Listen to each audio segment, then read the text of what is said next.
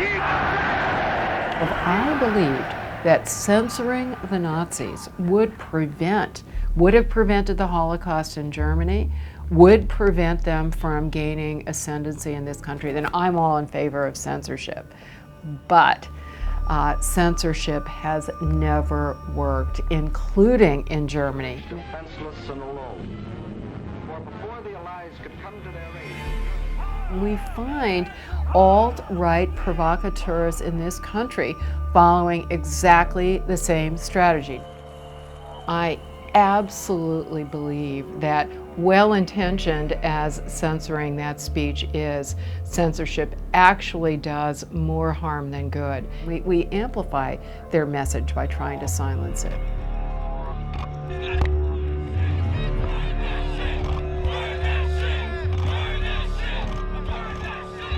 In the years since the Unite the Right rally, small towns across the country have been determined not to be the next Charlottesville.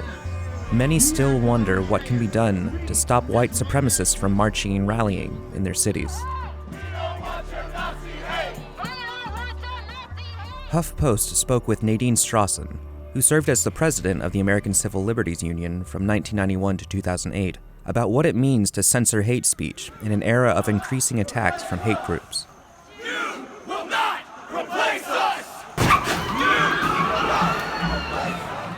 As the daughter of a Holocaust survivor who was born in Germany and almost died in the Buchenwald forced labor camp, I was horrified to wake up on August 13th, 2017 and hear the chants of "Jews will not replace us." I get chills even as I think of that now. But you have to look beyond the particular message and understand the principle that is at stake. Because if we license government officials, or for that matter, powerful private sector entities such as social media companies, to choose what words they consider sufficiently hateful and dangerous and offensive to censor, then no speech is going to be safe. White nations! White nations! The ACLU has a long history of defending equal rights and free speech, even when that speech comes from hate groups. The nonprofit has previously fought in court on behalf of the Ku Klux Klan. Of course, the message is completely antithetical to the ACLU's own strong support of equality. If you can't protect the free speech of a controversial speaker, then you don't really believe in free speech.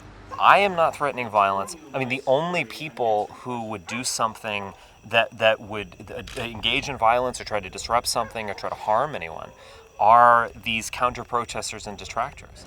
We're here to spread love and shut down this bullshit hate they got.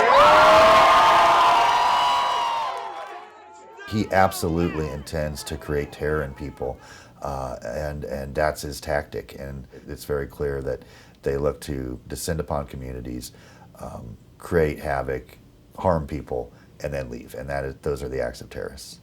You know, this is not about Richard Spencer, it's about our response to a very hateful message. You know, I think we learned in Charlottesville that if you don't take that seriously, then sort of chaos can erupt relatively quickly. Every town in this country, no matter how small or large, has to comply with the First Amendment free speech guarantee. We constantly hear statements from students who are protesting and even from politicians and lawyers who should know better that hate speech is not free speech. In fact, though, there is no hate speech exception to the First Amendment's free speech guarantee. If in all the facts and circumstances that message directly causes certain specific, imminent, serious harm, such as a threat of violence, such as instigating violence, then it can and should be punished. And I think that is exactly the right line to draw. According to the Southern Poverty Law Center, white supremacists killed more than twice as many people in 2017 than the year before. When Jason Kessler attempted to host a second Unite the Right rally in Charlottesville in August 2018, the city denied his permit, citing safety concerns. Kessler then sued to appeal the permit, but ultimately withdrew it on July 24th. We only realized after the fact in Charlottesville that the alt-right were going to be demonstrating with torches and with brandishing firearms. In my view, that would satisfy the definition of what lawyers call a true threat. And even if they didn't intend to commit the violence, the fact that they intended to instill the fear is enough of a harm. The police, the justice, nobody cares. They only care when people playing like that look like me. It's black people, we're immediately a gang or we pose a threat to society. But when it's a group of white boys that don't know each other from different parts of the United States, oh, it's okay. We're just, it's heritage, not hate. They've come after me in probably every way in which is imaginable, from trying to attack my livelihood, from sending bomb threats to my daughter's school. They try to send stuff to our home, all kind of threats and mean words and whatnot, social media trolling, all of that good stuff. But that stuff only makes us go stronger. Listen, we can't allow fear to take that away from us, and I'm not. We know they want to spew their hate, they want to say whatever they want to say, and that's their First Amendment right.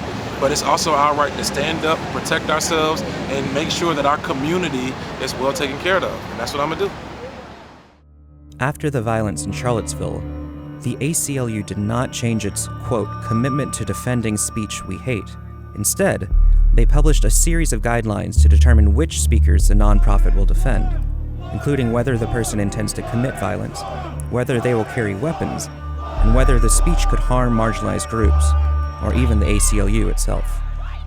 What is really encouraging to me is the rising chorus of counter speech and counter demonstrations, not only by students in general, but in particular by minority students. So I'm very optimistic about the future of not only free speech, but also racial justice and other social justice causes.